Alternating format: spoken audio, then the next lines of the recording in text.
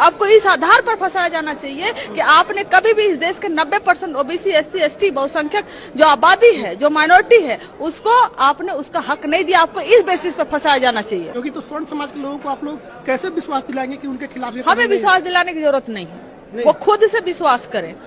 वो खुद से विश्वास करें कि हजारों सालों से सत्ता का सुख भोगने वाले लोग, हजारों सालों से संस्थानों में बैठने वाले लोग, हजारों साल से देश के यूनिवर्सिटियों में, देश के संस्थानों में, जहां गुरुकुल हो, जहां जो भी जिस तरह की हमारी व्यवस्था रही है, एजुकेशन सिस्टम, हर जगह से कब्जा करने वाले लोग, अगर आज हमें कोई हक मिल रहा है तो हम तुम्हें क्यों भरोसा दिलाएं? तुम खुद भरोसा करो। ये है बिहार के बहुत बड़े पार्टी आरजेडी के स्पोक पर्सन कंचना यादव जी। इनका मानना है कि स्वर्ण के बच्चों को झूठे केस में फंसाना चाहिए, क्योंकि इनके पूर्वज 1000-2000 साल से SC ST और OBC के ऊपर अत्याचार कर रहे थे। तो भाई मुझे बस इतना समझा दो, आज जो हमारे देश के राष्ट्रपति है वो आते हैं SC ST समुदाय से, और हमारे देश के प्रधानमंत्री जी आते हैं OBC से, और हमारे देश में 16 राज्यों के मुख्यमंत्री जो आते हैं OBC समाज से आते हैं। अब ये बता दो भाई कि इस पे कौन सा अत्याचार हो रहा है? अगर इन पे अत्याचार होता तो ये तो कुर्सी पर बैठे नहीं रहते।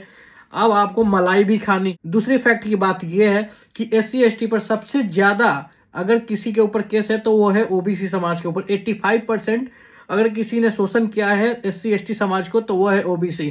जो खुल करके SC ST समाज को विरोध करना चाहिए कि इसमें OBC समाज को क्यों ऐड कर दिया गया, क्योंकि अब तो फिर वही हो जाएगा कि OBC वाले और अत्याचार करेंगे SC ST पे। पहले अपने गिरेबान में झांक के देख लेना चाहिए कंचना यादव जी कि आप जिस समाज के बारे में बात कर रही है और वही समाज है जो सबसे ज्यादा SC ST पे शोषण किया है। ये वही आरजेडी की प्रवक्ता है जो पिछले चुनाव में आरजेडी की 90 सीट आई थी और इस बार 25 से 30 सीटों पर समटा गई। मुख्य कारण है सिर्फ ऐसे प्रवक्ता को बक बक आके कैमरे पर बोलना और बिना किसी फैक्ट और बिना किसी जानकारी के आके किसी जाति धर्म में लोगों को बांटना। आपकी अपनी इस पे क्या राय है? कृपया कमेंट बॉक्स में आके अपना राय दें। जय हिंद।